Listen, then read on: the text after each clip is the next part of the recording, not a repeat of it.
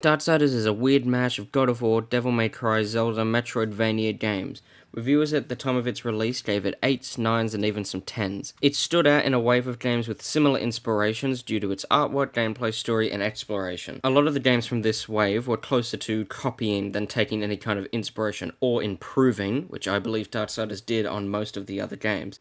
I have been playing the Darksiders series since I can remember, mainly the first two over and over and over again, just buying time until the epic conclusion to the series is released.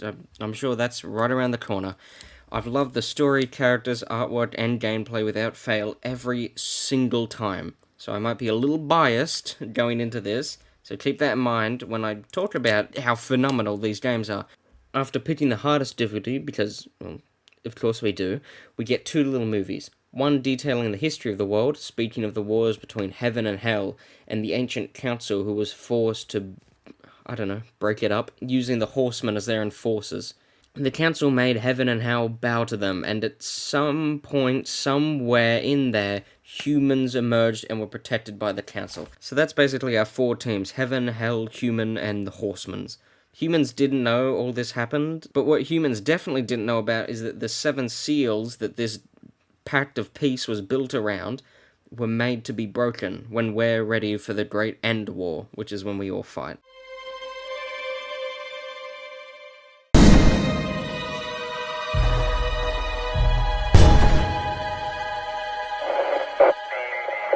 Boulevard on-ramp, like a blocky accident in Roll 3 now. Scientists continue to debate the nature of the disturbances emerging from Mars. Come on, move it!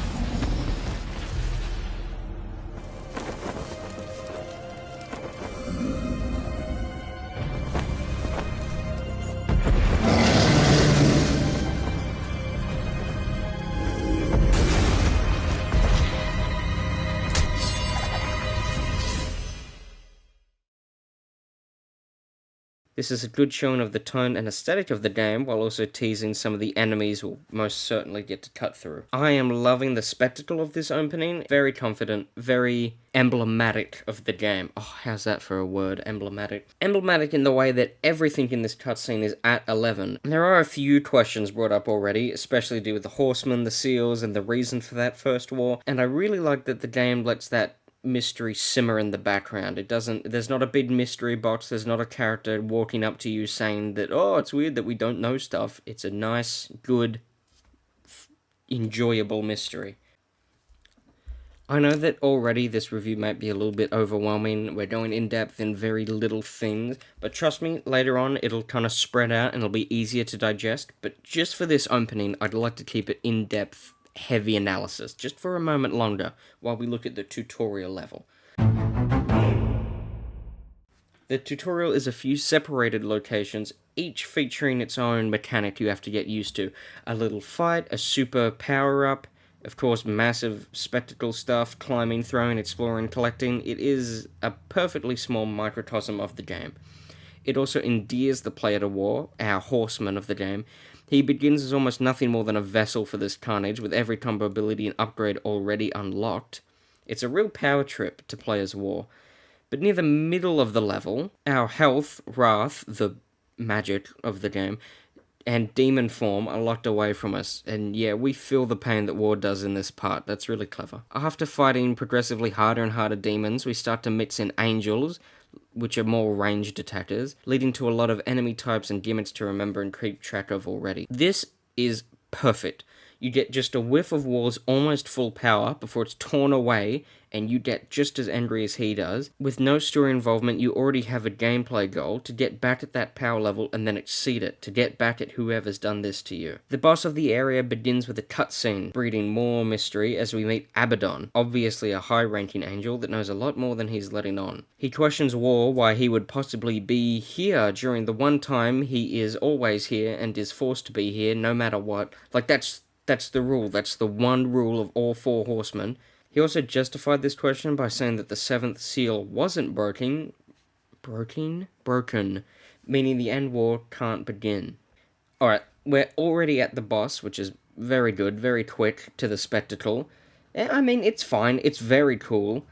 It's one of those shockwave bosses. Think of anything from Skylanders or the 2D Zelda games. The attacks are slow and super well telegraphed. All you need to do is walk or jump to avoid the damage, and you can only do one single thing back for damage. In this case, it's sitting around and waiting for STRAGA to throw a car, and then you throw it back. And when he just has that little nap on the ground, you cut his eyes out. Just as the tutorial level is an amazing example of what makes everything about this game amazing, lovely writing dash, good scripting, STRAGA is really the beginning of the problems.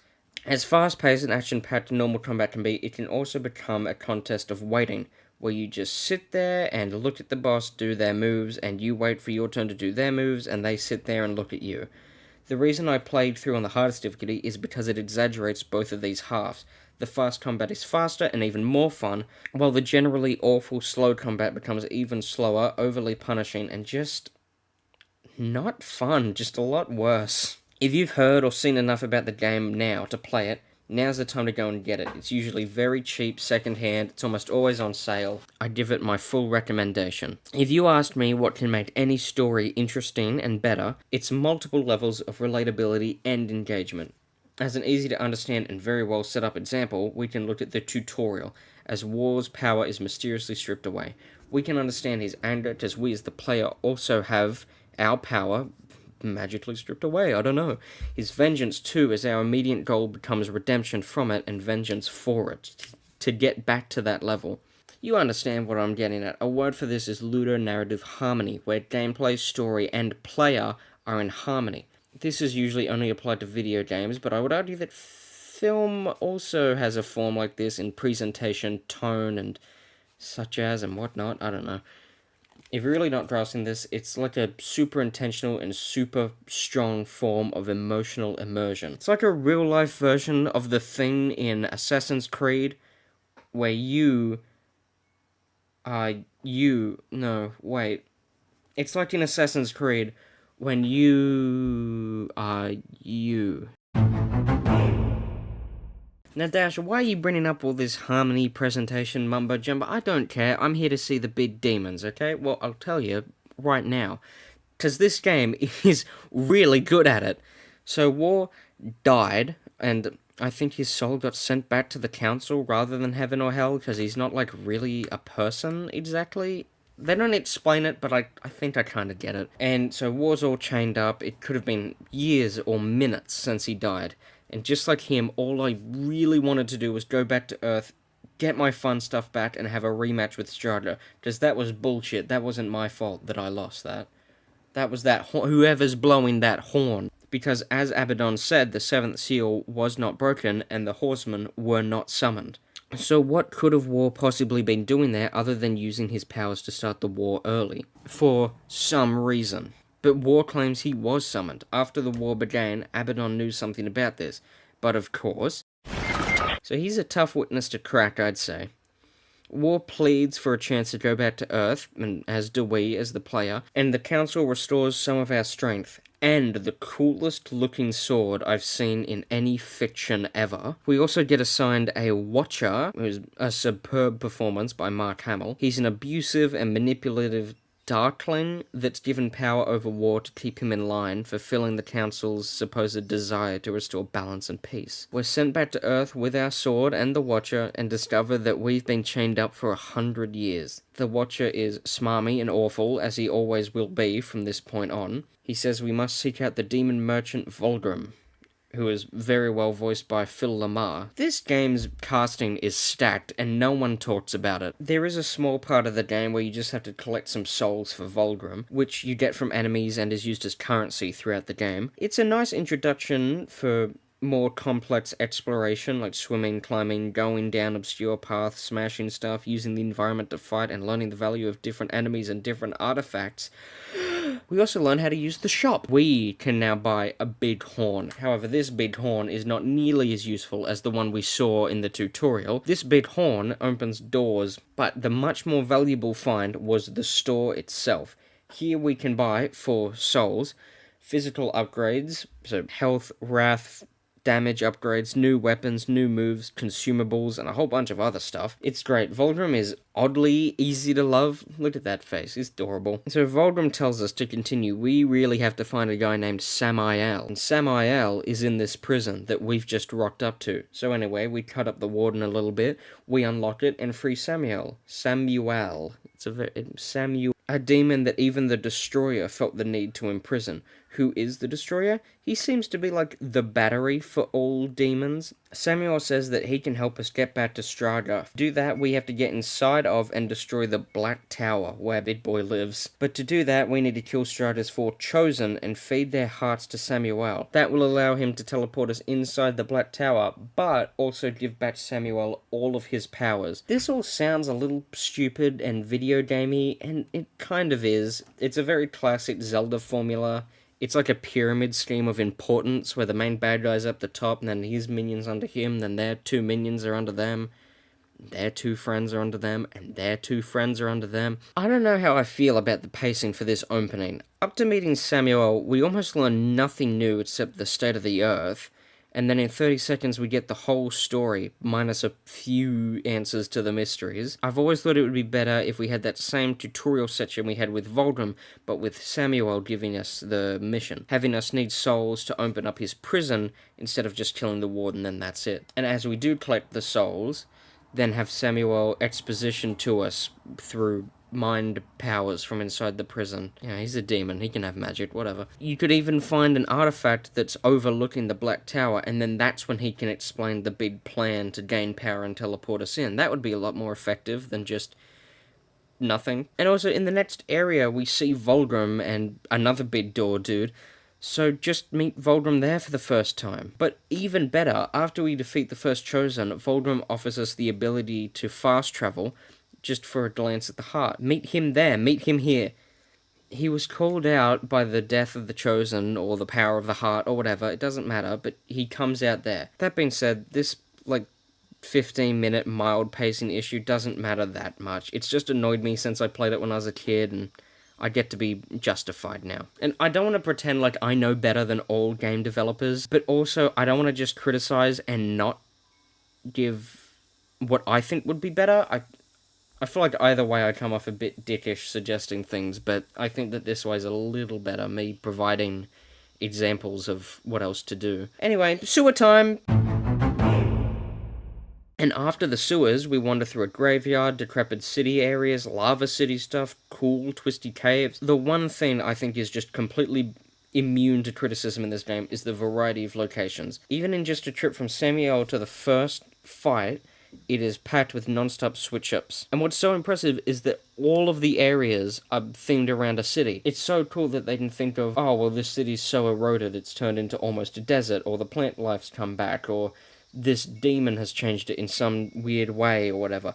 It's really brilliant stuff, how they've designed just this massive city to look like hell. And while we're on the levels, let's talk about what the levels actually contain.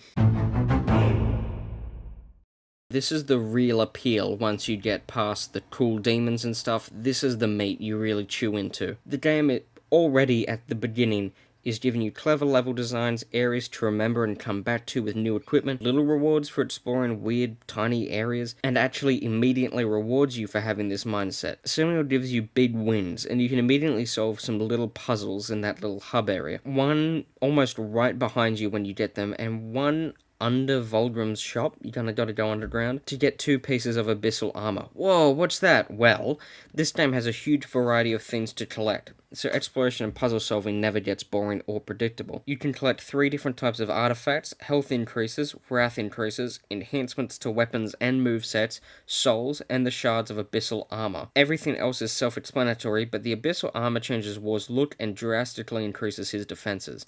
It is absurdly powerful and absurdly cool looking, but it is also extremely difficult and fun to find. I admit I had to use a guide to find the last few. I just could not get them. And even that was kind of fun, because it's like watching someone else solving a super complicated puzzle. And I haven't even talked about all the ways you can find these bits and bobs littered around. The number one way that collectibles are hidden is by hinting towards a piece of equipment you'll get in the future, and then you have to remember that, come back, and solve a pretty basic puzzle. Throughout the game, you get a big horn, wings, a quadruple knife boomerang, a gun, a grappling hook, a portal gun, and a mask that takes you to the shadow dimension. Okay, good luck remembering all of these in all of the levels. There is just not a dull moment in this game while you're exploring. Not only does every level play and look unique, but they're packed with stuff to do. The only minor issues I have with this system are 2 things. You really should wait until you have all the equipment to do your exploring of the levels, because if you don't, you'll have to go through the areas like 5 times each. But if you realize that early enough, like I did, it's not that bad, and really build some anticipation to what you'll be unlocking towards the end game. But that can also be seen as a good thing, because if you're really struggling, you have the option to redo levels early and scavenge for small upgrades and equipment. I only have one issue with all this, and that's the type of puzzles you do right from the beginning and right until the end. They don't require any equipment, except for big blocks. Block pushing puzzles. I'm talking Skylanders, Pokemon, the bits of God of War no one likes. The block-pushing puzzle has been a part of gaming since forever, and it's never been good, and it's never gonna be good. They're clunky, bulky, slow, and really annoying to solve. In any other puzzle, once you know the solution, that's the solution. That's it. But when you have to push blocks, you might get lucky and figure out immediately, then you have to push the blocks in the right way so slowly, and then you accidentally push it too far and walk all the way around it, only to have it bug out twice and make me waste like an hour. Not to mention the worst part, most block puzzles in this game, and all games, aren't really puzzles as much as they're just straight lines for no reason. I don't like them at all, I won't hide it, they're the worst part of most games they're in, but maybe they're the second worst part of Darksiders. We'll get to that, I kinda wish I had more to say about exploration puzzles, because that's like the biggest part of the game, but I really don't. It's just perfect. They nailed it, mostly. So this is when we get to that graveyard and meet another big door dude.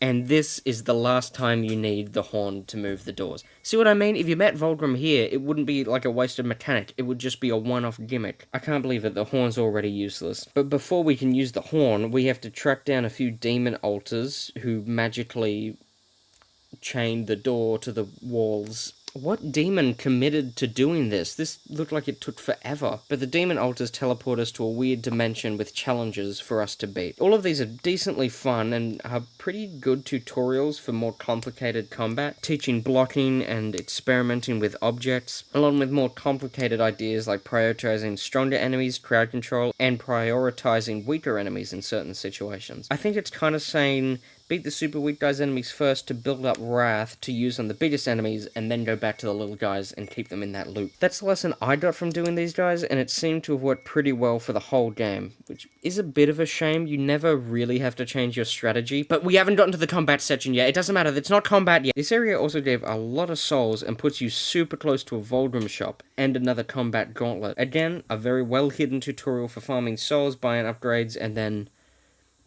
using those upgrades. So we run into a few angels again. Okay, a little step up in difficulty, but this is good. That enormous demon from the opening comes back, and without our own demon form, this is a decently tough fight. And having 2 steps up in difficulty so close to each other is a really, really fun experience. So after getting introduced to keys, we get swarmed with angels, bigger and tougher than the ones we've seen so far, along with the angels' new captain after Abaddon, Uriel. She's tough and is obviously holding back her more violent side. As soon as she gets a whiff of war, there is no mercy in her. This is clearly way too much for us, and just like war, I actually feel like we should run away. Yeah, I want to leave. So after a oddly well choreographed cutscene, that's another thing. This game's cinematics are all movie-esque, like better than all Marvel movies, at least. All functional cinematography is rare in even most modern games. It's really impressive to see. We leap out and steal one of their angelic hippogriffs, and we have to escape on the back of that monster. Here we are, first major dungeon, the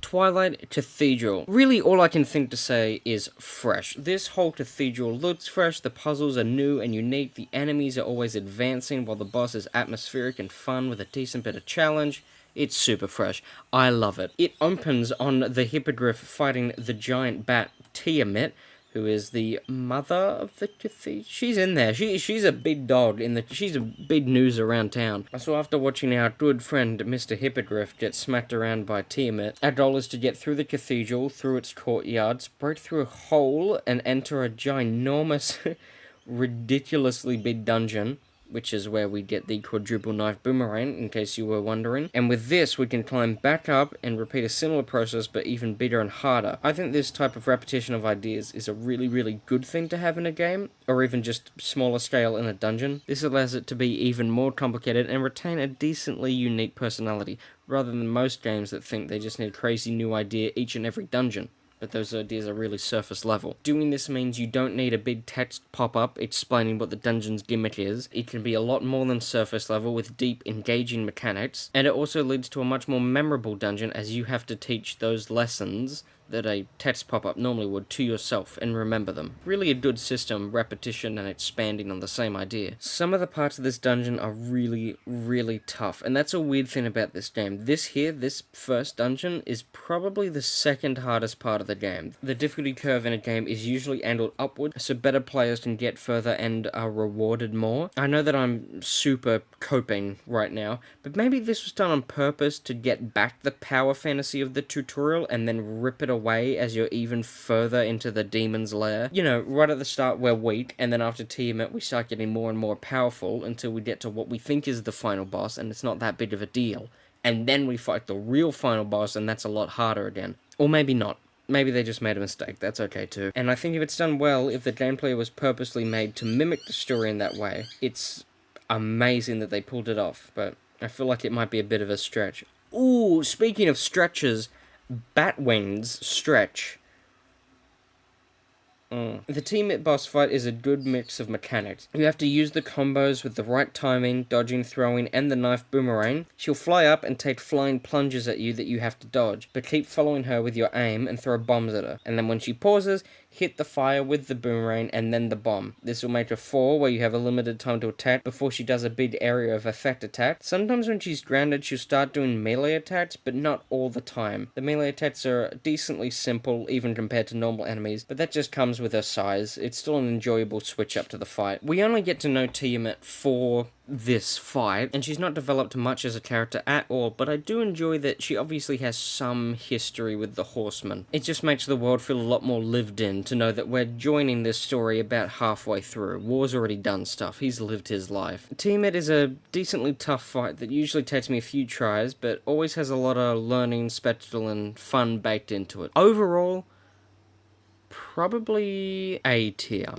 I'm not doing a tier list. This isn't Pyrocynical. You're on the wrong channel. Overall, the Twilight Cathedral isn't anything super special. It has some weird difficulty spikes. It has a very diverse set of puzzles and locations, involving a lot of that signature exploration and combat. It's a good introduction to what the game will have to offer later, but overall, it's nothing special. Once we leave the cathedral with her still beating heart, Voldrum appears and offers to open the serpent holes, the fast travel system of this game, and supposedly how he gets around. And all he wants to do is to look at the heart. So these hearts obviously contain a lot of power. After we give him our hearts, After we give him Tiamat's heart, Samael implies that the Watcher is purposely holding our power back, maybe even implying that it was the Council that took our powers in the first place. He gives us back our big demon form, officially called the Chaos form. Also, the wording on the Watcher's defense saying that he's protected by the Council and not just part of them, he's not a servant, it's like he's on commission, always makes me wonder, like, what are the Watchers? We've heard them called Darklings, but that's it? Where do they come from? What do they do? Why would the Council purposely be making their champion weak? So that's the second real mystery that you're meant to be asking. I think the Watcher mystery is just me. As we venture to the next dungeon, the home of the Griever, a part of the level's design makes itself apparent. Each area leading up to a dungeon is like a little preview on it. So on the way to the cathedral, which we just did, we had a lot of vertical exploration and small groups of strong enemies. But while on the way to the Griever's den, you're in an overgrown sewer with lots of little nooks and well-hidden side paths, but mainly features large corridors with weird groupings of enemies. Like small guys that can spin and do a lot of fast hits, and then one big guy, or maybe there's poison in a lot of big guys, I don't know, they're weird. This is that repetition again, and when the game does this, introducing an idea simply and then expanding on it over and over again in and out of a dungeon, you get a complicated gameplay experience, but without any of the tutorials, because the player will just know these basic things and can build on them in their own brain. The player is having their hand held, and it is a control of difficulty, but it's completely invisible. It's genius. We have another one of those big door guys to do, and War is getting fed up with these doors, and to be honest, after I completed this set of demon challenges, I never wanted to do one again. And guess what?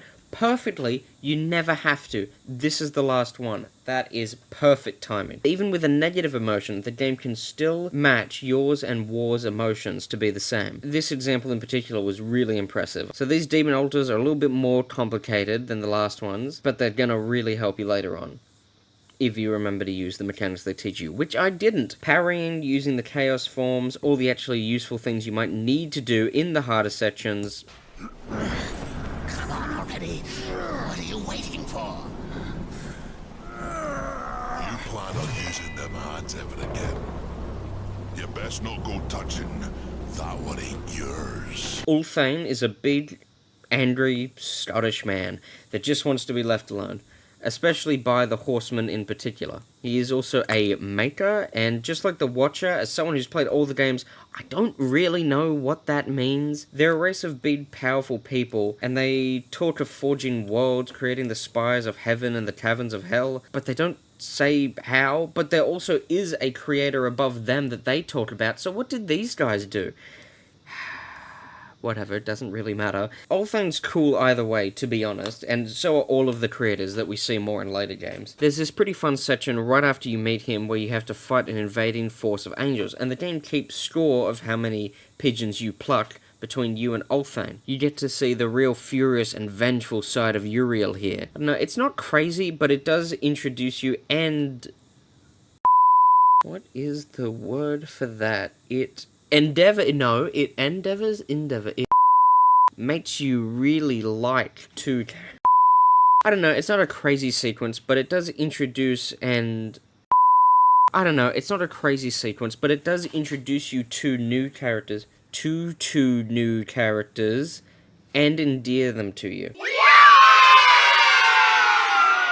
And they did all that with just normal gameplay, but with a number on the side. So this moves us on to the first Uriel boss fight, which Ulthane stays oddly absent from, which is a shame. It's also a shame how, even without Ulthane, this boss fight is way too easy. Way too easy. I could get behind it if we as players were maybe meant to start doubting War, like she's in way over her head and looking to avenge her lost ally, and War, like, did this to her, and without mercy, he's just beating her to death. But she's just so aggressive, and, like, she is intimidating. She gets a lot of support and respect from her allies. Uriel's meant to be the angel side rival, I guess, but most normal enemies are harder to fight. She only has like 3 attacks, they're all super telegraphed, and she just gets stunned for ages. You can even get off 2 combos at once from 1 stun. The tutorial boss would not let that slide. I like her character a lot, especially towards the end of the game, but this first fight is just not it. This is the biggest letdown in the whole game. Not the worst part, but I expected a lot more from this. Okay, In the Griever's Den, and like I said earlier, there are a lot of corridors with weird enemy layouts. The main puzzle of this area is using a giant fist you get to destroy even gianter crystals and shove around the giantest of trains. And yeah, they are just block pushing puzzles, but they're good at hiding it. You can climb on them, you can spin them around, they can go really far, or not really far. Well, I guess that's just what a block pushing puzzle. Trust me, they're good at hiding it. The actual super fist you get, I'm not sure if it's ever named, it's just the mega fist. You punch harder. It is good in fights. It does a lot of big AoEs to keep groups off of you, which is one of War's bigger weaknesses. The only issue I have with it is that War's design is already super complex. It is full. It is packed. There is not a single bit on him that is blank. And that is served really well by him being lopsided, where he already has a bigger hand than the other one, plus the sword. It's really obvious where you're meant to be looking. You can follow the vector of the sword up to his glowing eyes. Head, arm, sword. That is the focus. But now you get this other fist on the other hand, and he just has relatively normal proportions now. You don't know where to look. It's far too cluttered with this new fist. This issue becomes even worse in motion. Even flipping and getting thrown around really fast, his head glows, his legs are a lot thinner, and his arms are massively asymmetrical. This helps you keep track of where he's going, where he's facing. It really helps. You can keep track of him very easy. And then again, with the other fist, the middle section is just getting way too big. The head and legs look too small. You don't know where he's looking because he just looks the same. Back and front, he's like the same now. It is honestly on the verge of overdesign already. And then the new colors, the change of shape, the muddling of good ideas, I think pushes War with the fist maybe a little over into that overdesign. Really, who cares at all? You can just unequip it. It's not even in the cutscenes, I don't think. I just wish it was better all the time, because I do prefer using it than any of the other sidearms. I honestly do pick the better design over a better weapon, so it can stay off. Goodbye. Oh, do you want to hear about a design I love, though?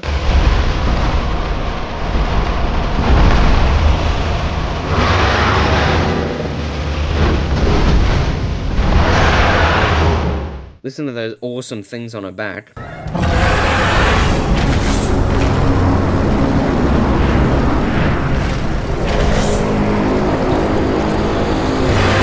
That is so cool. That is so intimidating and alien. I love it.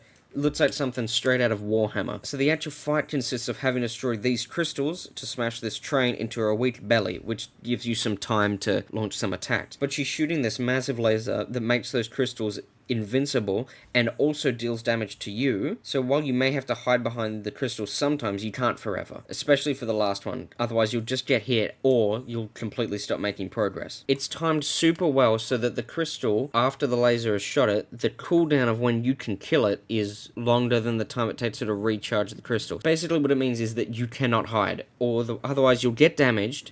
And you also have to be actively dodging it. You can't just hide behind the train, you have to be active in this fight. It is great design. And once you actually move the train, you have to keep dodging that laser until it stops when the train hits her. I swear sometimes the timing on this has to just be so perfect. Once you get off a few attacks into her, she has a knockoff move that sends you and the train back to the start, and you have to repeat the train process. But now, instead of the crystals, she's spawning huge swarms of tiny enemies. These demon bats with the little lasers too. And then one more time with all the elements before you get the amazing finisher.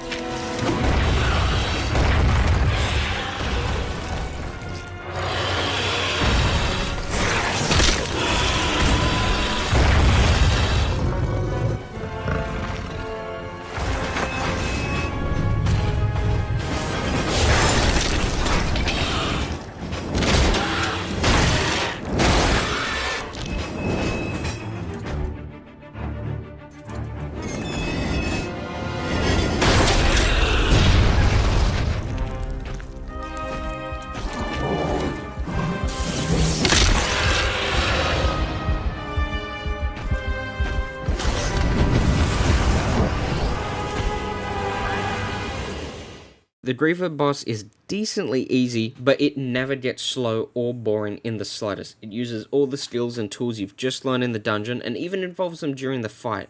It's a very good boss, and I think it's probably the best one in the game. The only competition it has is Tiamat, and As good as those two bosses are, it is a shame that they're the first, two. So we get back to Ulthane and smash down his door with his own hammer, indicating that we were strong enough to beat the Griever.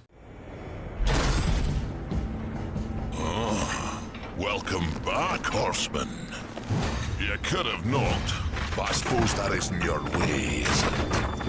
Why are you here? Strange question, seeing as how you're the one broke into my house. You weren't always the Black Hammer. You huddle in exile, a hermit among tombstones. Why? What role did you play in this, Ulthane? Horseman, I've got something for you. A fair bit of work, but it's a bit dainty for me. It'll serve you better.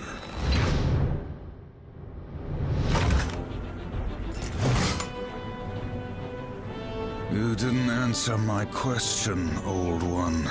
Maybe I liked the scenery, was it to you? You asked for my help and I gave it. You go on being ungrateful and I'm liable to get upset. Do I look like I'm afraid of death, boy?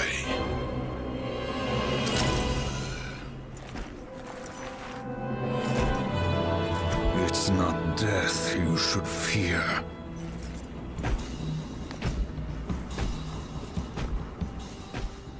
That cutscene, obviously alluding to death, the horseman death. Oh, okay. So we're getting an idea for two other horsemen and being reminded of the mysteries of this game. So we know that one of the other horsemen had guns, and we also know of death. So we're getting reminded of two at the moment. That cutscene also helps remind us of the mysteries that we still have left. Who is the Destroyer? What is happening with STRAGA? Who did all of this? Why aren't the other horsemen helping? It's a nice little walk back. It really gets the mind going. Once we give the Griever's heart to Samuel, he gives us the Chronomancer ability. The ability to hit certain things to stop time for a few seconds. I have got a big problem with this ability. It is so poorly, disgustingly utilized for being such a cool idea for puzzle solving. The first issue, we just got a gun. We just got an ability that requires you to shoot stuff. So this, obviously, is a great opportunity for the Chronomancer to add onto the gun. It's a gun, and it stops time. But it's not. The Chronomancer gets added to the boomerang again, which can already do so much different stuff. I just got a new thing I want to use, and when you can only have 3 bits of equipment at a time, you just have to put the gun way back in your inventory. It doesn't do anything. You don't need it for the rest of the game. I think the only things that require the gun are 2 enemies in the whole game. Not 2 enemies that respawn, 2 one of a kind, bullet in the head, that's it, you're done, you don't need it. Ever. Again, the gun has no use up until then or after then. But the Chronomancer ability is used through the whole game. Why not just add it to the gun? Make the gun useful. Let the gun do something. The second issue with this Chronomancer is that the ability to stop time is used the exact same way every single time throughout the game. You activate and have to walk in a straight line. That's it. Sometimes it's a door or a rotating platform or a big worm, but in reality, it's the same thing with a different coat of paint. You're walking forward after you activate it. You've been given the ability to stop time, and at any distance too, and this is all they could think of for the tens of hours left in the game. Oh no, wait, to be fair, you do sometimes have to climb straight up instead of walking straight forward, so I guess that's level design for you. I always thought the idea of activating multiple time stops could make some cool puzzles. This is just me making up something as I speed. But what about a bridge of platforms that fall with weight on them? So you have to activate time stop and then power punch a train cart or something into the middle of it, and then time your run and punch perfectly to reach it before the time runs out again, climb up as it's falling, activate another one, and then push it to the rest of the bridge. And that's not even a perfect puzzle. It's barely even a puzzle. It's a block pushing puzzle and then a timing challenge. But it's a lot more than what the game has, and that's saying something. That is not good utilization of a mechanic. Oh man, I feel like I'm talking way too fast. Man, these videos are hard to make. The next heart beats inside of the Stygian, who is in the Ashlands, a city that's been so eaten away at the end of time and destroyed that the cement has turned to sand, and the city plains have been eroded into steep cliff faces. Whew. It's pretty cool. Yeah, it's pretty cool. We get some nicer vertical exploration in the sewers on the way over, and we get to use the Chronomancer a little bit to open a door and walk under it. We go through this cool mining area. The Chronomancer puzzles are exactly what you expect. All the enemies are mining themed, which is super cool to see demons with like giant war pickaxes or like exploding guns that kind of look like mining guns. Oh, it's very, very, very cool aesthetic. We have to climb the top of a mining tower, and then after traveling a stone path over a deadly worm sand, we have to climb another one, and then zip line to a third mining tower. Once we get to the top of that third one, we have to blow it up to stop it from drilling, and then climb down the hole it made, deep into the demon's lair. Alright, we've had a dungeon about puzzles, we've had one about combat, and now we've got the guns that shoot stuff dungeon. Oh, wait, no, hang on, no, not the gun that we just got, no, there's new guns, no, we just got a new gun, screw that old one. You see what I mean? It's just completely useless. Why did they introduce that awesome revolver if you're just never gonna use it? We steal new guns off of demon bodies. I do enjoy each dungeon featuring a very particular facet of the game, you know, puzzles, combat, gun, and then having those concepts mix on the way between those dungeons. I really like it. It kind of works as like a level select. I don't know how you describe it, but it is good. It's very effective at endearing you to the mechanics and enjoying yourself. Now we have the mini-boss. In the context of teaching us how to fight the main boss, it really doesn't. We also don't have to use any gun at all. As part of the story, it's great though. After Ulthane gets us wondering about the horsemen and their titular horses, we get just enough time to let our imaginations wander before we get one of those mysteries solved. Ruin. What an amazing design for the horse. I like that they both have a lot of red to tie them in together, but war is matched with silver while Ruin is a gradient of black to blazing flames. It's very nice. So when they're riding together, they're clearly a unit and they complement each other because you have black and silver with red matching. Oh, anyway, also there's a boss fight. I'm not a massive fan of this one either. It's medium, C tier. It's pretty basic, but a lot of its text feel kind of undodgeable. An easy boss that's super punishing really sucks, because every single time you die or get hit, you really feel like such an idiot. Because you were. You only have to get hit once to die, and that's just so frustrating, because it's easy to dodge, but just messing up one tiny time is so brutal to get set back to the start. However, I would say it is worth it. It's a satisfying ending, it's a decent horde fight, and a great cutscene comes right after a war and Ruin finally reuniting. That thing's lost its mind. Kill it!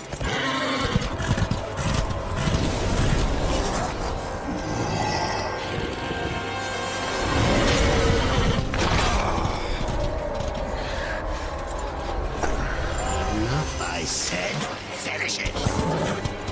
Ruin. I won't fight you.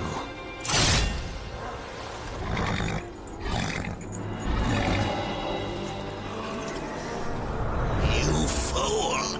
I order you to break that knife! And if I refuse, you'll kill me. I'll take my chances.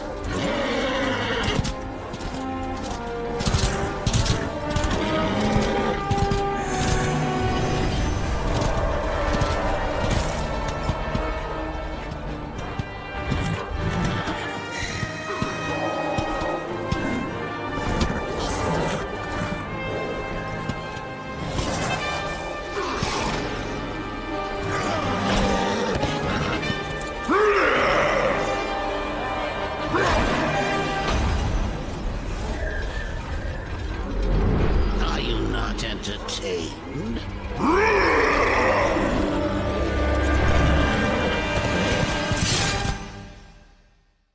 And now you've been waiting for it, I've been waiting for it, the developers have tried to avoid it, a single use for the gun. The gun does something, and you'll never guess what. It is cool, getting back at a worm that was really bullying you earlier, but don't let the cool footage fool you. It is walking in a straight line and holding one button. The combat on Ruin is interesting. All it is basically movement speed up. You do turn a little bit slower, but really, you still have your melee attacks, you still have a few combos, you can use your guns, you can use your boomerang. It's not as big of a switch up as you'd honestly think. Although, overall, still good. Very enjoyable horse combat. Speaking of not that. Yes, the gun needs an upgrade. It's just been so overutilized up until now. The upgrade is high impact bullets. So all it does is just nothing, but the damage number goes up. Maybe. I don't know exactly what it does. It says augments the amount of damage done by Mercy if it's equipped, which it might be. I don't know. Maybe my game was bugged or something, but I could not notice a difference in any way. In any of the menus or in combat. I bought it, didn't do anything, it seemed. Maybe I'm just silly. Maybe I genuinely did not notice. Maybe this is something wrong with me. Right before the stage and boss fight, we get a cool, easy fight with lots of goons that we can just tear through. And it's time for the fight. I beat it the first try, and I don't know what I did. I tried shooting and hitting it, and then it just exploded into babies. And then it came back from somewhere, and then it just kept repeating. I never really actively dodged or did anything. I wasn't trying to attack a certain part, I wasn't trying to shoot a certain part. It eventually just stopped moving. The Stygian has great build-up. It looks really good, but it's just kind of boring and a bit lame. Also, time to celebrate, that was the second use of the gun, in case you were wondering. The gun's gone, it's useless now. See you later, punk. You got 1 upgrade, 0 new movesets, and you had such a good intro too. Good night, my sweet prince. I'll enjoy using you in Darksiders 2.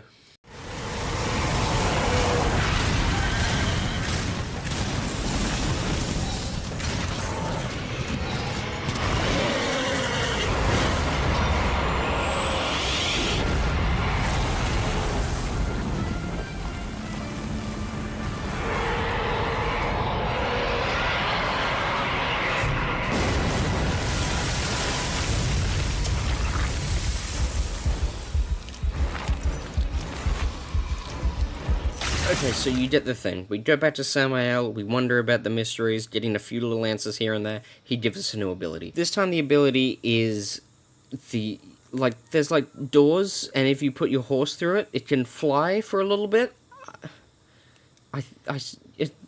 There's only 2 doors in the whole game. Why make this an ability you have to get? Just let the horse do this all the time. It's alright. It's another wasted ability, but it looks cool. It's fine. It's basically a key to a door. This section that we are going to now is the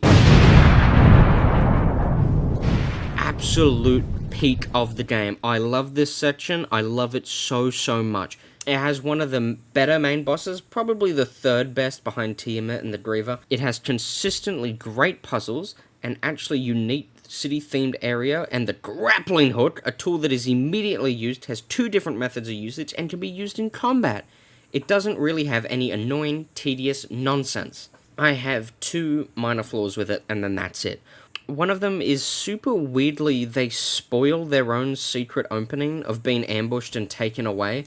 Right before you go to it, Samuel was like, "Oh, and on your way, watch for spiders approaching from out of frame." Oh, okay, thanks, I'll do that.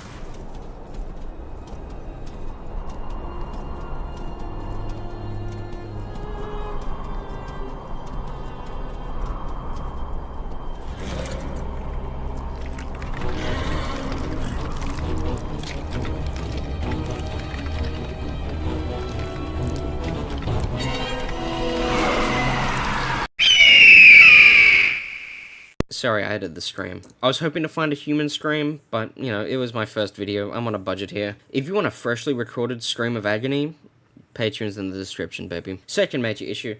This puzzle where you have to line up an elevator and then mega punch a block onto it just does not work. It kept hitting a wall that doesn't exist and then failing.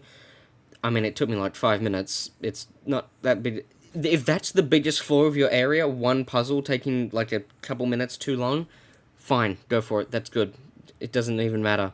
Great area. So let's just get silly and start messing with my super restrictive formula that I've sewed myself into here. And let's start with the 2 bosses of this area. Let's do those guys first. The Crystal Spider, it's a super simple introduction to the mechanics, especially for the grappling hook. To avoid attacks, you have to jump around and dodge in different directions while just circling the monster. One attack will have it inhale. In that time, you have to grapple a hanging corpse and get it to choke on it, which is metal as hell. Then grapple in to blow its back out with your fist. After its meat is exposed, it starts taking some real damage, and you just repeat the process with more complicated attacks until it, funny enough, dies. Yeah, anyway, this guy's mum.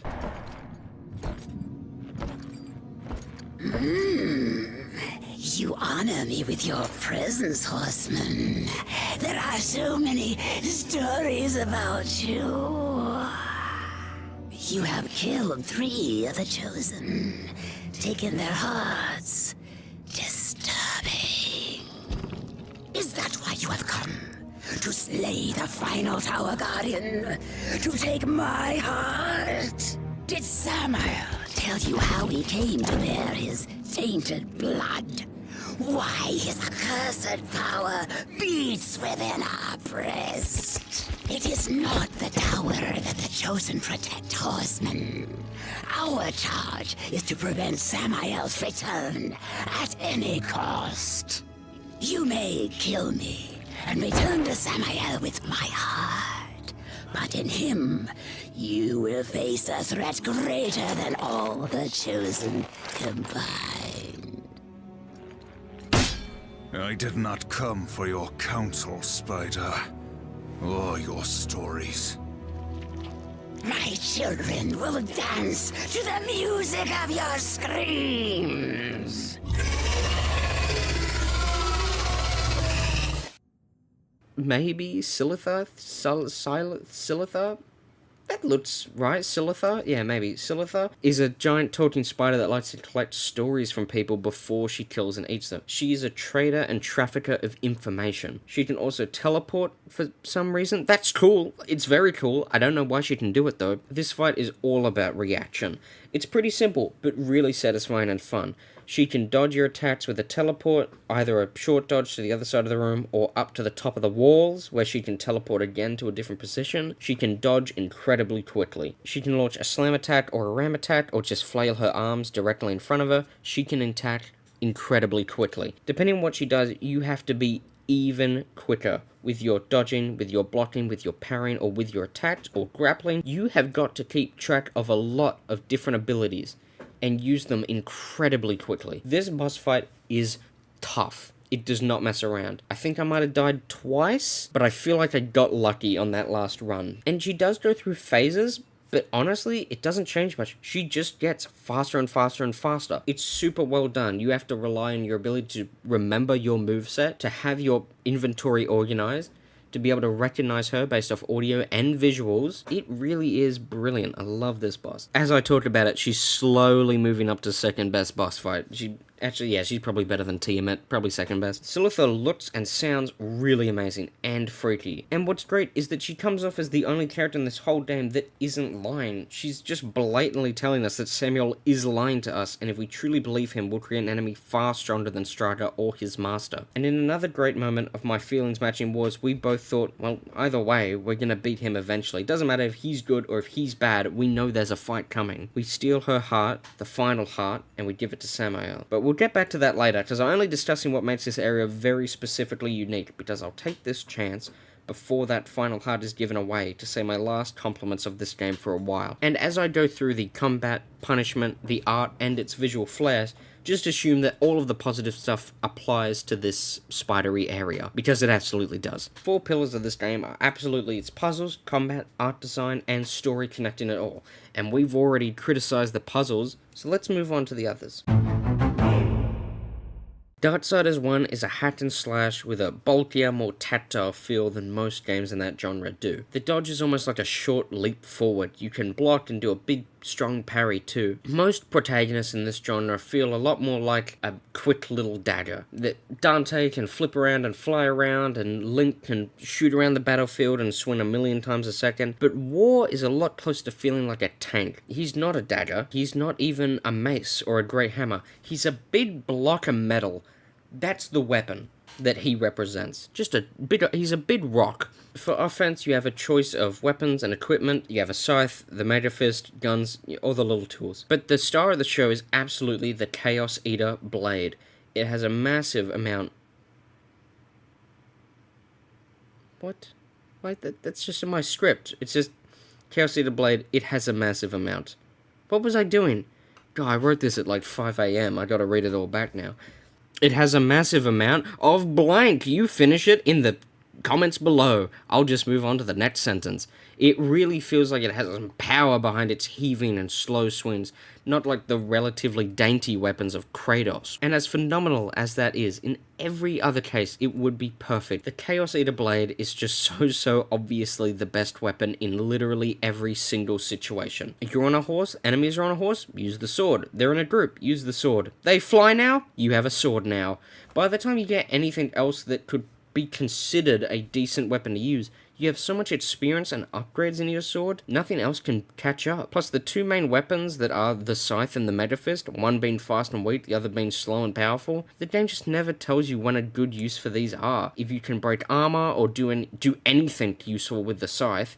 And like I said, the sword can do both of those things perfectly well. On a larger scale, the whole game's combat follows a method of growth I've already complimented a lot. Starting simple with the concept and getting harder and more complicated.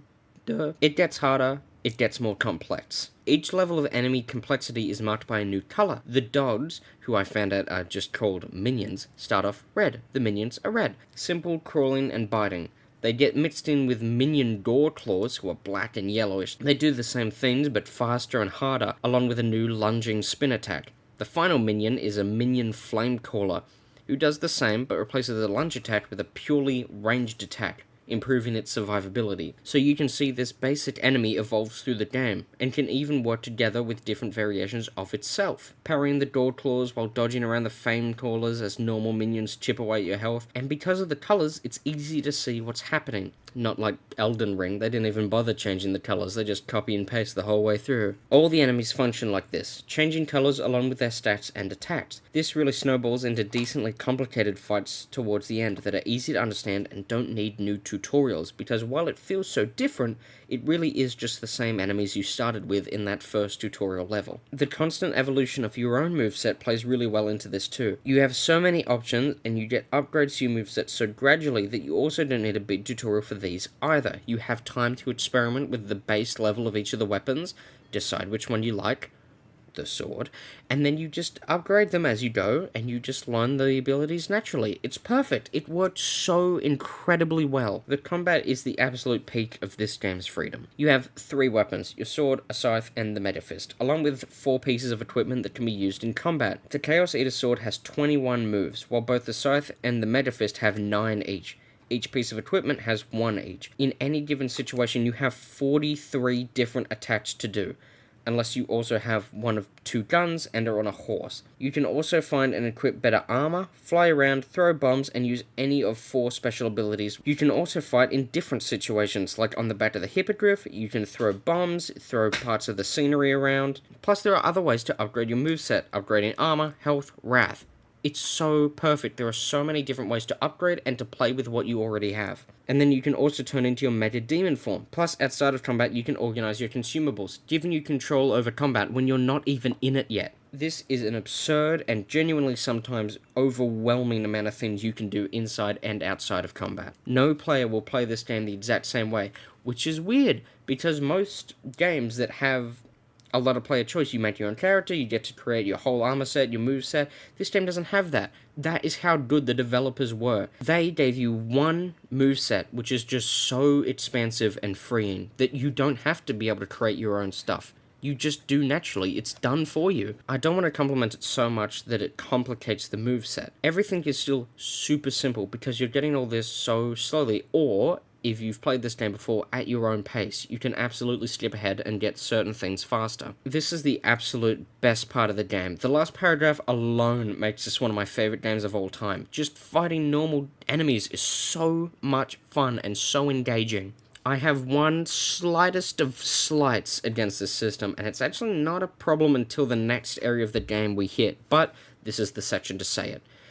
The punishment of death just does not exist. There is no reason to not die except wasting your own time, which I don't love, but it's not that bad compared to being a weird thing that happens that I can't even tell you whether it's intentional or not. When you die, you respawn with only the default amount of health, which is a real problem in the hardest difficulty. So if you're not getting what I mean, you upgrade your health in health bars. So you start off with 4 health bars, and then by the end of the game you have like 10 or whatever. When you die, you'll only respawn with those first 4 filled. And in the hardest difficulty, those first 4 is enough for an enemy to one-shot you, making it just impossible, and you have to reset from a checkpoint ages ago. It's far, far too punishing, or, if you're in the early game, not punishing in the slightest. And there is no middle ground, it just switches halfway through. It goes from being a non-issue to pulling my hair out on certain bosses. But, like I said, this almost feels like a bug or a glitch, so I won't hold it so hard against the game designers, it's just a little bit sloppy. The testing and what little tutorials there are for the combat is also very diverse and easy to understand. Boss fight, an arena fight, a time trial, or those weird demon door challenges in the first 2 areas, they're basically just light tutorials, and they never get stale. When you've learnt all you have to, and you want them to go away, they go away, they don't come back. It's kind of perfect, actually. You get heaps of chances to learn how to deal with different situations and what moves to use when in fair, easy to get in and out of situations. It always feels fair. And the entire game has felt incredibly fair, incredibly fun, but still not a pushover. Up until the next area. Ooh, is that foreshadowing? Yes, it is. I'm about to get really negative. But soon. Not right now. Soon, I get to bust out the Dashy Donut angry eyes. I'm going to keep these happy eyes on for a little bit longer, because next we'll be talking about the art style.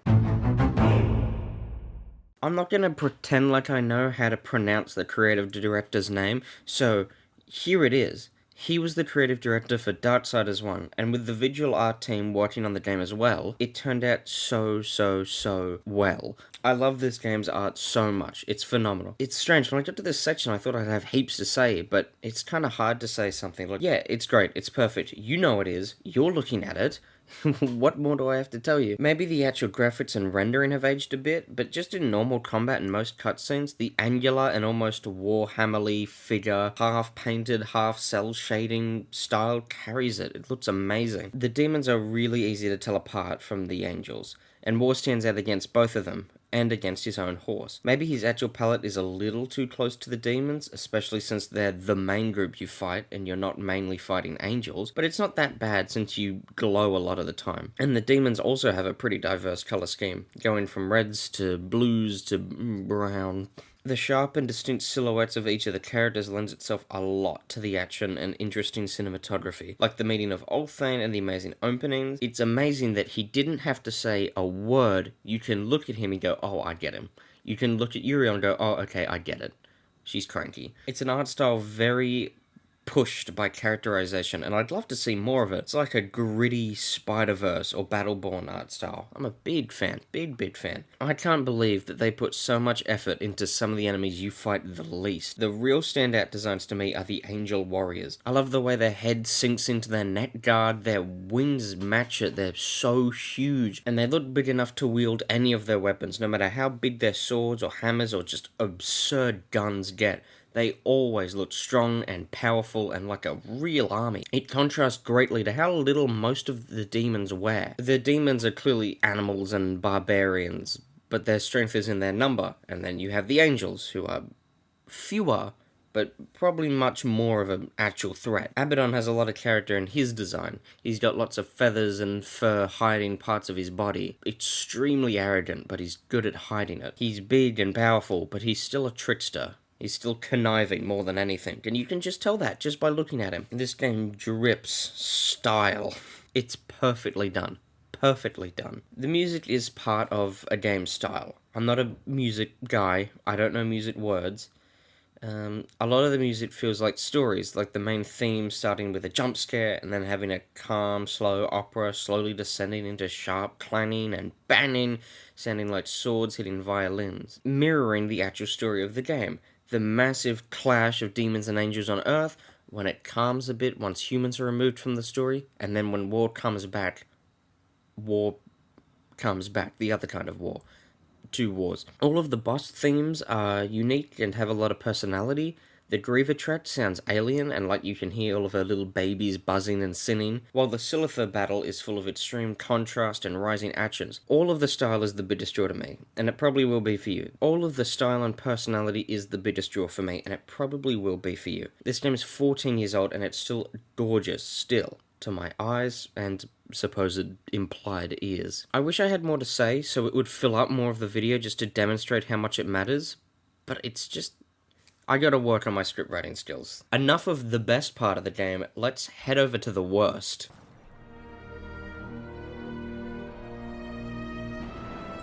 I was beginning to worry you might not live up to your end of the bargain. Give it to me. You lied to me about the Chosen.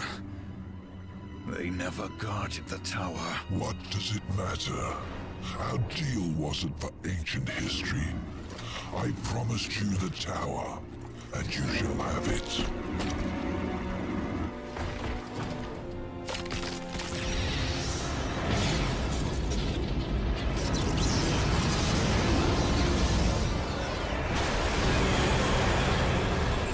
Did it amuse you to deny me what's rightfully mine? With my powers restored, I am like unto a god. I can suck the marrow from your bones before you drew another breath. I could, but I too have a code by which I do business. Besides, say what you will about balance and your ridiculous law.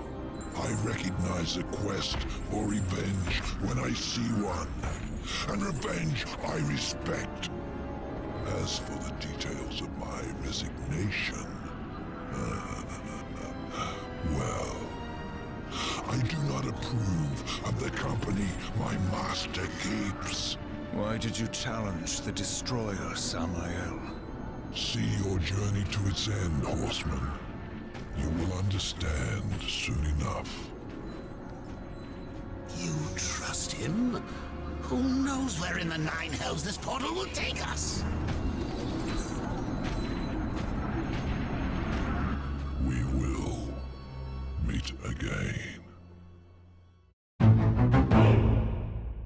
The Black Tower is the home of STRAGA. We meet Azrael, and he shows us the gimmick of the tower. We start on the ground floor, do a massive puzzle, fight a mini-boss, do another massive puzzle, and that allows us to go up another floor. This repeats 2 more times until we get to the top, and then drop all the way down to the bottom, smash down to the basement for our rematch with STRAGA. Black Tower is repetitive, boring, frustrating, unpolished, unfair, and just plain old not fun. At no point in this whole level was it fun. Every puzzle is waiting for doors or waiting for floors. None of the puzzles have anything interesting to them. They're not even puzzles most of the time, other than the teleporter being used every 3 seconds, which again is just waiting for a door to open, basically. Waiting for pillars, waiting for doors, and replaying the exact section a million times as you get stuck on the corner of it, or making a mistake right at the end and having to restart the whole puzzle. Waiting for doors, looking at the stupid cage puzzle. Let's analyze the stupid cage puzzle, because all of its flaws apply to the other ones. We walk in and have a fight with annoying damage sponge enemies, who are little, fast, deal a lot of damage, and have super high durability. What's their weakness? We walk back the way we came, climb up a little bit, and the goal is to push blocks around. Teleport onto cages to climb them, then empty them to rise up. This is a block pushing puzzle and door waiting puzzle. And did you notice how at no point did I ever say anything like we have to discover or we have to work out? No, it's not.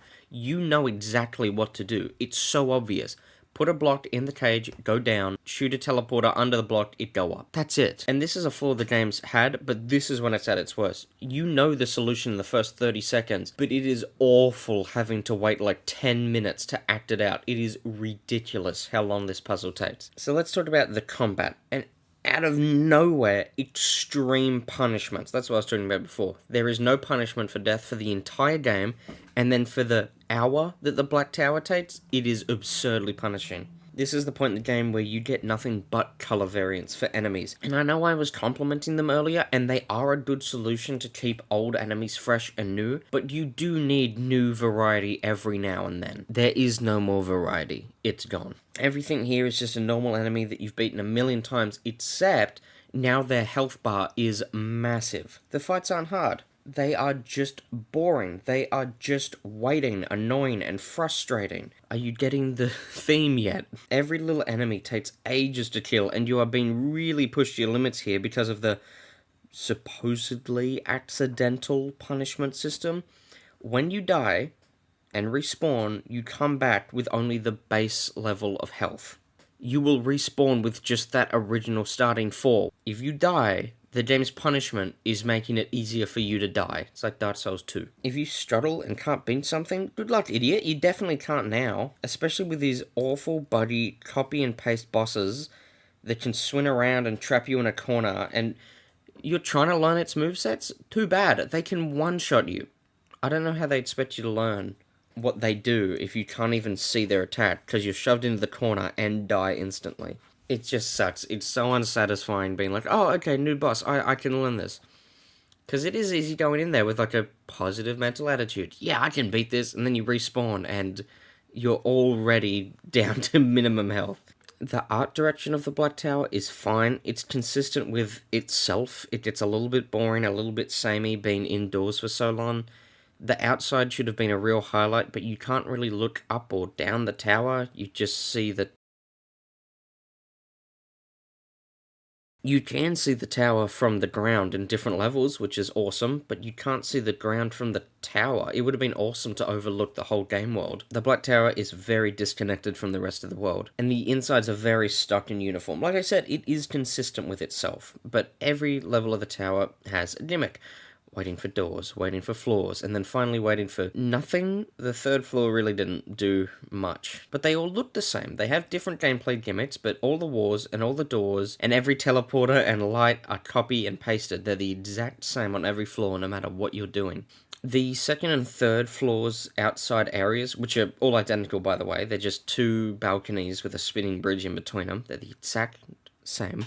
But the absurd part is that the fights are the exact same enemies in the exact same layout, and the only difference was the third floor had a second wave of enemies with just 1 extra dude. It's just copy and pasting, not even different colors. Couldn't even give me different colors. We're at the STRAGA bit in the script, and it's just like a solid page of word soup. There's no lines, there's no spaces. I wrote this. MIT's gone cold. Everything's gone to shit.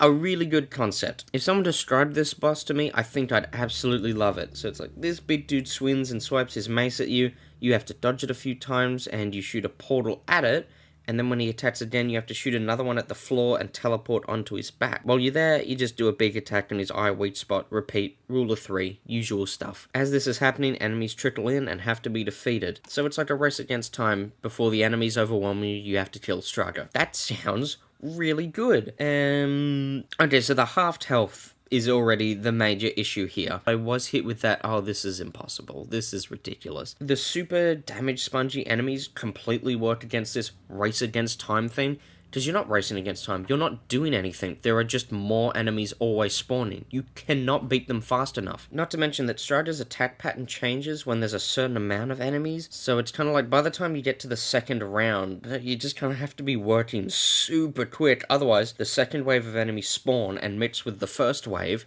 and there are too many enemies, and STRAGA doesn't do his big attack that lets you damage him. Oh, and mind you, when I said he swipes and hits his mace, yeah, that's it. He has 2 attacks. The boss does not need to be stalled anymore. He is slow enough. He has 2 attacks. Less than the intro, when he was a tutorial. The largest issue, though, is the actual teleporter. It stays just as slow and tedious and as waiting for a doorish as it gets. So the teleporter shoots 2 portals at once, 1 red and 1 blue, always in that order. You can shoot a red one, a blue one, and then the third one, no matter what, that will remove the red one and create another red one. You can remove a portal, but due to the portal moving in this fight, it doesn't give you enough time to remove it. It's irrelevant to the issue. So one of the moves, the swipe, requires you to have both portals on the ground and to teleport to the other side of the arena in time with the swipe to dodge it. This attack comes out so quick and doesn't wait for enemies to be gone or anything that you're more likely than not to have a portal on his weapon, ready to escape the enemies and deal damage to him. The swipe also blocks off one of the floor teleporters, which means once he does a swipe, unless you're somehow already prepared for it, which would be stupid because that means that you're not evading enemies or dealing damage, You're left with two possible responses to this attack. To get hit by it and die, because remember, you're at half health, or teleport and be directly in front of it and then die. This boss has two attacks. Two attacks. And they couldn't even get that right. That is just complete random chance nonsense. STRAGA has one weapon and can do two things with it, but those two things go together so poorly that you have to be extremely lucky to even have a chance to beat him. And let me remind you, being lucky is literally 2 coin flips. It's 1 in 4 chance. Does he do the smash or swipe? And then are you prepared for the swipe or are you prepared for the smash? Or not. Maybe there's a fifth option. Maybe you just die either way. If he does the swipe and you aren't prepared, you die. If you are prepared to dodge it, you don't avoid the enemies or deal damage. You might teleport into enemies if you are prepared. If there's enough of them, which remind you, there probably will be since they're so tough. If STRAGA decides to do the smash and you're prepared for the swipe, good job, idiot. You just lost your chance to deal damage and avoid enemies. You're probably going to get hit by the second smash and die, or get swarmed by enemies. And finally, after flipping perfectly twice in a row, you are 1/3 of the way there. Good luck getting lucky 3 times in a row. Oh, actually, speaking of repeating things, let me show you the run back, where the game spawns you every time you die.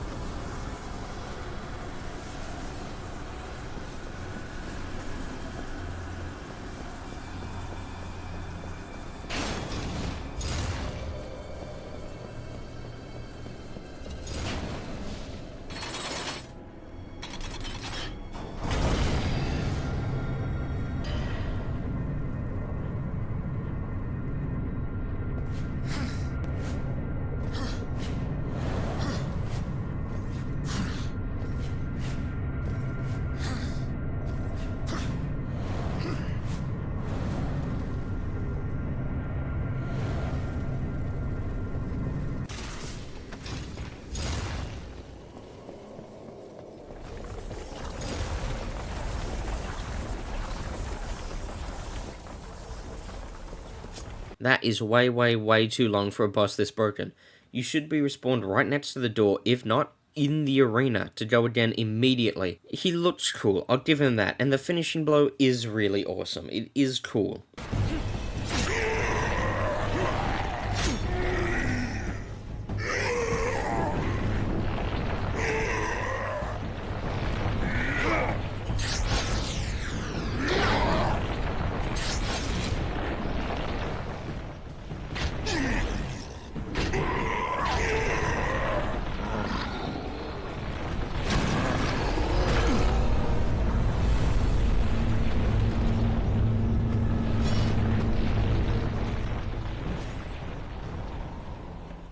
Azrael's like, oh, thank you, I'm not gonna help still, but STRAGA and the tower are connected, so we gotta go. I'll take you to where you need to go, and he takes us to...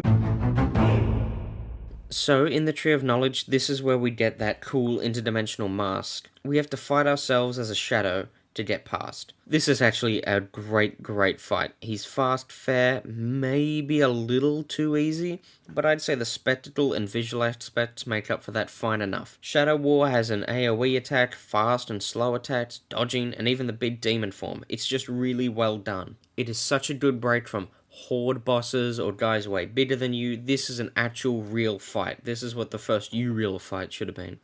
You can toggle it on or off and it reveals pathways, secret chests, collectibles, or puzzle-solving parts of the environment. The most appealing part of the mask is the fact that a lot of puzzles now have secret solutions, leading to collectibles or just a little bonus.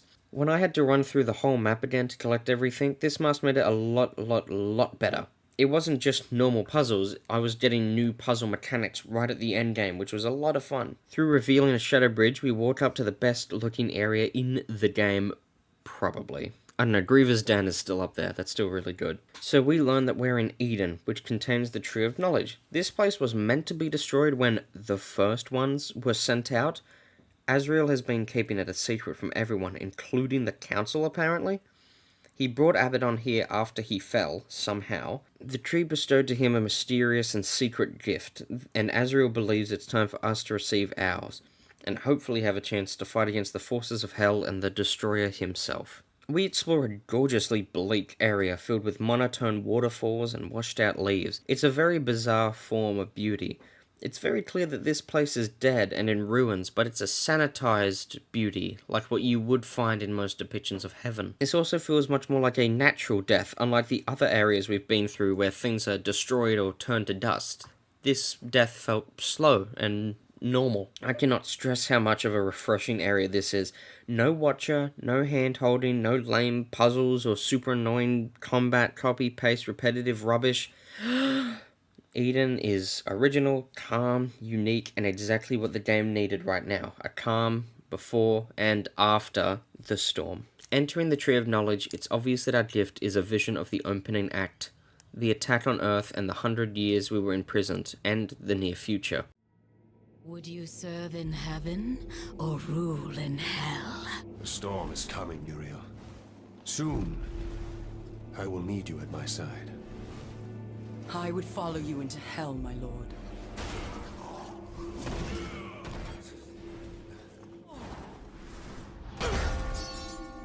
They knew. How did they? The best laid plans, or so the humans used to say. You did this? You plotted and schemed to call us to this world.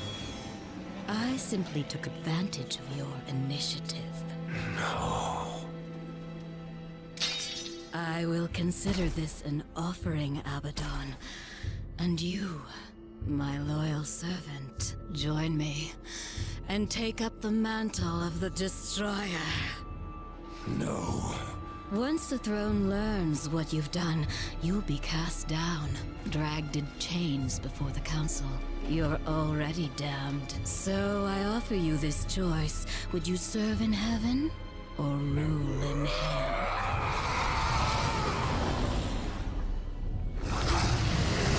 Now, return to Azrael.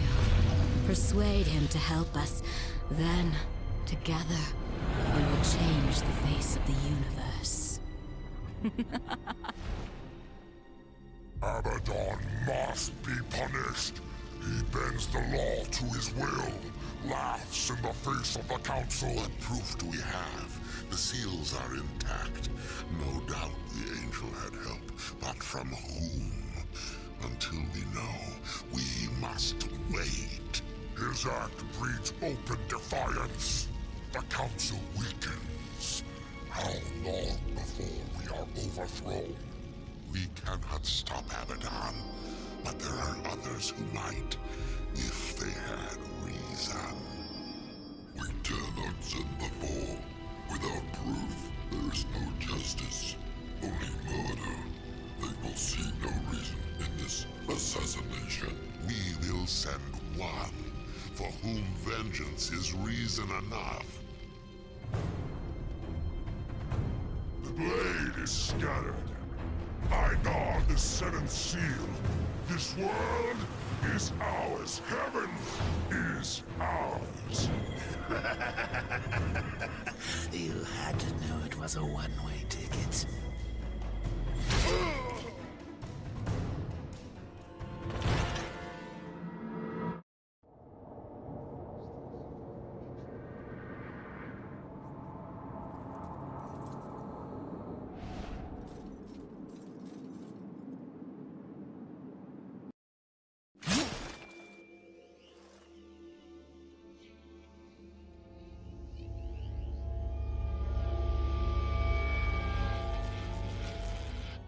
The tea is spilt. Abaddon is the destroyer. He plotted the war with Hell and attempts to blame them for it.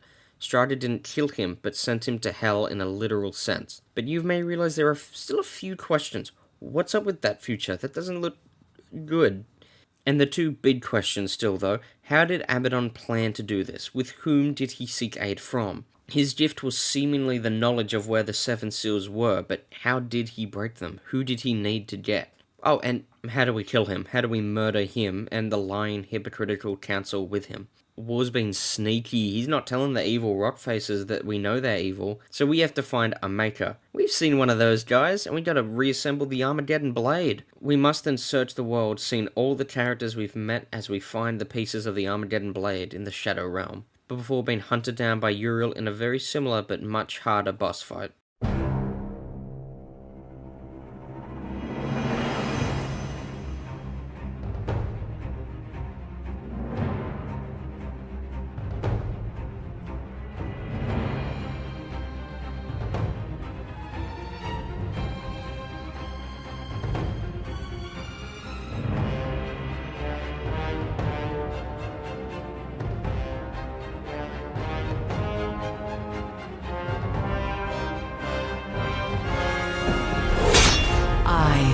Uriel of the Hellguard, champion of the White City, call you, horsemen, to next sacramentum. Because Abaddon said you understood honor, and because he was the best of us. Yes, yes! What are you waiting for? Harvest this wench! The next sacramentum is mine. I decide when the angel dies, not you. Abaddon is the destroyer. To protect you, he kept you from the truth. You pledged to follow your lord into hell, never knowing what awaited you, or what he would become.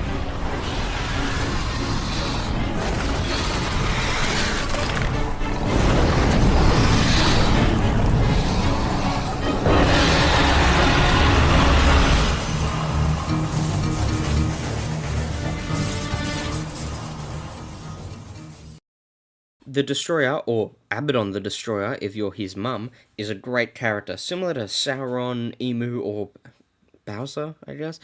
They sit so far in the background you don't even notice them, but after you know who the real villain is, you can't stop seeing them. They sit in their tower without being characterized too much, which I usually hate in a villain.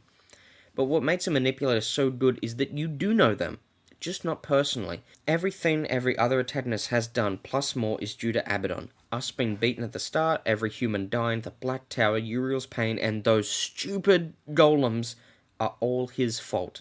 And since he never did any of this in front of us, giving those orders, forcing those people to die, it only ever happened at us. We usually get all the villainy without any of the sympathy. Just pure evil is what Abaddon appears to be.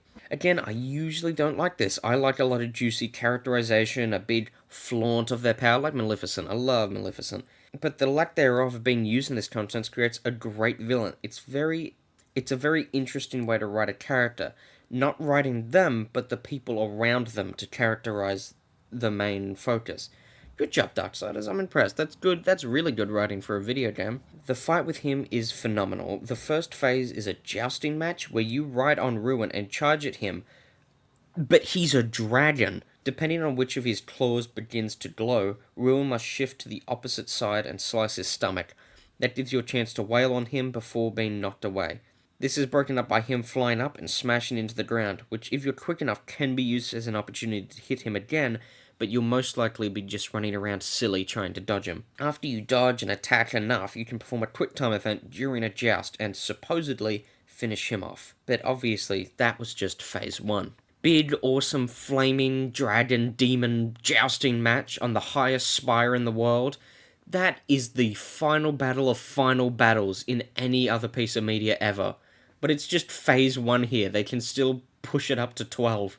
I love this game so much, it's so ridiculous. Abaddon's dragon form was interesting, but I don't know if you could really call it difficult. It was a little slow. Abaddon's fallen angel form is a genuine monster. It's non-stop action. He blocks, parries, and retaliates to most of our attacks. He has 6 or more moves he can switch around and even use in retaliation.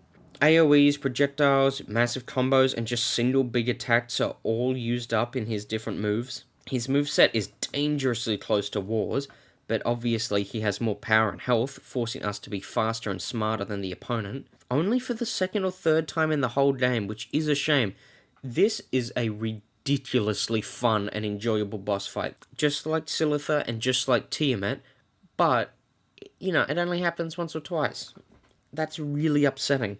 This is by far and distinctly the best fight in the whole game. The setting and design also add to this being the very best way to end the game. Look at it, mixing the distinctive contrasting palette. There are greens, there's blues, a lot of reds, but it's all on a dull background, so it really pops at you. You can really see what he's doing, it's great. Abaddon himself mixing in the feathers and furs of the angels, but keeping the sharp, rugged look of the demons. This is brilliant, and I love Abaddon. Seriously, no matter how much I talk about how genuinely flawless the art in this game is, I can never do it justice. This is my first video ever, so I'm not going to be making money on this either way, so who cares? Let's just play the whole cutscene in full. No montage, that took a while. Normal cutscene. It is one of the best cutscenes in the game.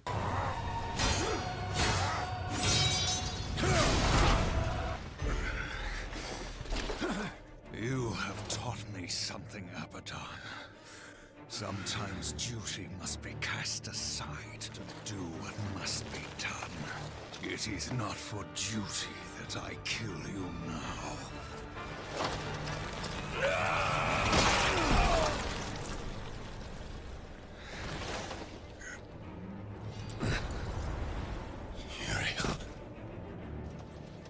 Uriel. Reap what you have sown, betrayer.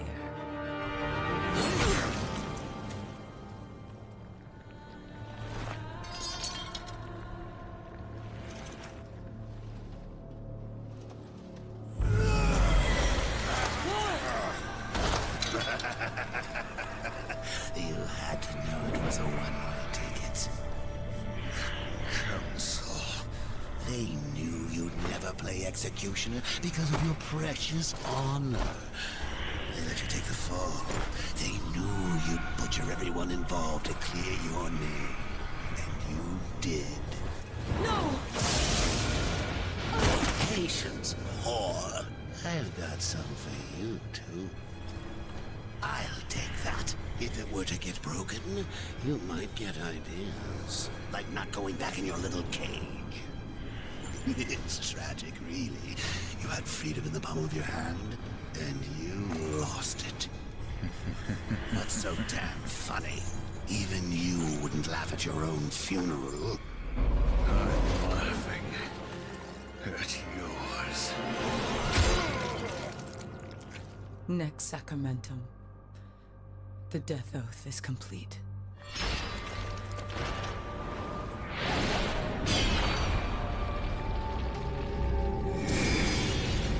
Hell God, bitch! What did you do?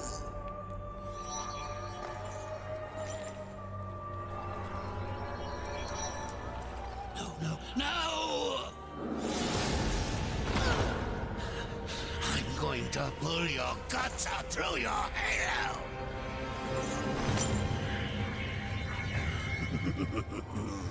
Keep getting up. I'll just kill you again. I was just following orders, like you. What are you going to do? Fight the council? Fight everyone? You'll never get away. You hear me? Never! Don't forget who holds the leash. I haven't forgotten.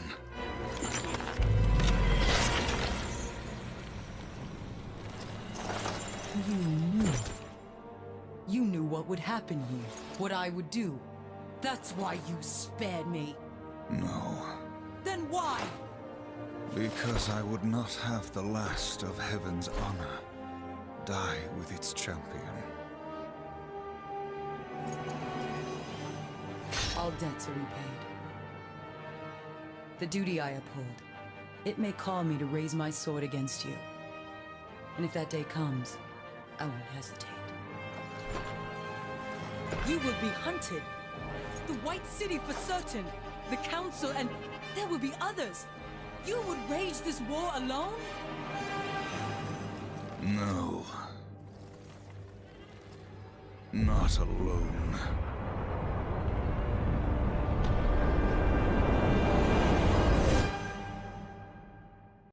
Oh, that is how you hype up a sequel. Amazing. Think about the cinematography and how well that was voice acted and the minute-to-minute dialogue was written. The twists and turns, even in just that tiny little cutscene. That puts it over almost any other, like, non-story-based game ever. Because as good as the story is, it's an action-adventure RPG. It's not like a Telltale game. Think about how impressive that is. How many games do you see a cutscene as good as a film? The last hour or so is packed with peak gaming content. Exploring Eden, reforging the Armageddon Blade, touring the world, the rematch with Uriel, the final fight with Abaddon, and then ultimately escaping the council while summoning our fellow horsemen. That was a straight hour of actual, literal perfection. Darksiders is fantastic. It's not perfect, but still, I'm shocked it turned out as great as it did. This game has always been a love of mine. It connected with me so much since I first played it. Like I said, it's so close to being perfect. One area messed up so bad, and that's such a big shame. You know, it's a pretty big insult to games when you're like, oh, if you just remove this content, it'd be plainly better. You did more work, developers, and you made it worse. But saying that you could remove this whole area and then make it a 10 out of 10 perfect game, that sucks. But it's true. Darksiders 1 is not perfect at all. There is something I wanted to do for this YouTube channel. The official Dashy Donut every piece of media ever ranking. The DDEPMR. An extremely biased ranking of everything ever. And I will live forever. I will never die. And I will never stop making videos. So, I'm the arbiter of the world. Of everything that ever has or will ever exist. It's just a fact. I'm just the messenger. And obviously, Darksiders is the greatest game and the worst game ever made. It's fitting. Great job. I loved it. I'm excited for the sequel, whenever that wants to be released. You know, take your time, make it good. Yeah, are you unaware? There are 4 Darksiders games. They all take place before the first one. We have not gotten a sequel yet. I'm starting to lose hope. I'm very upset. But, we got this game. And we got all the next games. So even if this is the end of the franchise, this is as far as we got into the story, Darksiders 1. I can be happy with that. It was good. It was a worthwhile experience. Thank you so much for watching this video.